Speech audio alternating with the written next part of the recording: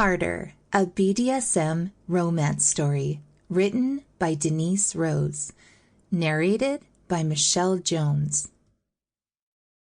Chapter 1.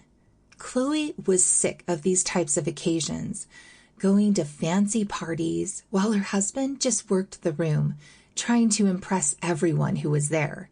She had her friends, but none of them were here. A benefit dinner for some billionaire that she didn't even care about, and she didn't even know what the proceeds were for. She followed a routine and donned her expensive black dress and jewelry as she headed to the next engagement she was expected to attend.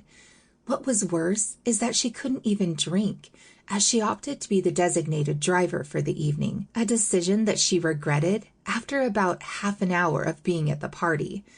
She may live in a world of wealth now, but it wasn't her world, and the wives of the other men only talked about how much their cars cost, or how much it cost to send their children to school.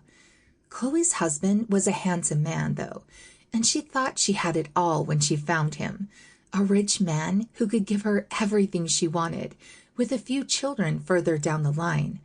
A year into the marriage, though, and he'd already lost interest in her, and Chloe had convinced herself that he was having an affair. He started staying at work longer, being more guarded with his phone, and there were more unexplained absences.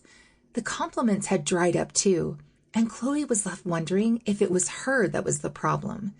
She still loved him, though, or so she thought, but maybe she was wrong. Maybe these negative feelings were just a period of doubt that would pass. She still lusted over him, but she didn't know whether that was due to his looks, his personality, or his wealth. One thing she was certain of, though, was that her desires weren't being met. Chloe and her ex-boyfriend's sex used to be wild.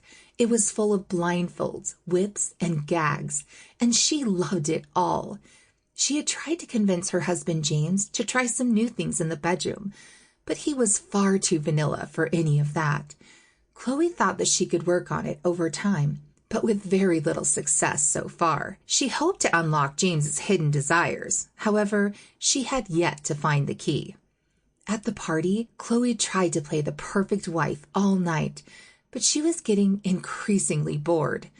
James would only ever come over now and again to see how she was doing, as Chloe clock-watched and waited until the time when they would eventually leave. Thankfully, at about 1 a.m., James decided it was time for home, and he was tipsy, but not too drunk. "Did you have a nice night?" asked Chloe. "Yeah, it was great." Sample complete. Ready to continue?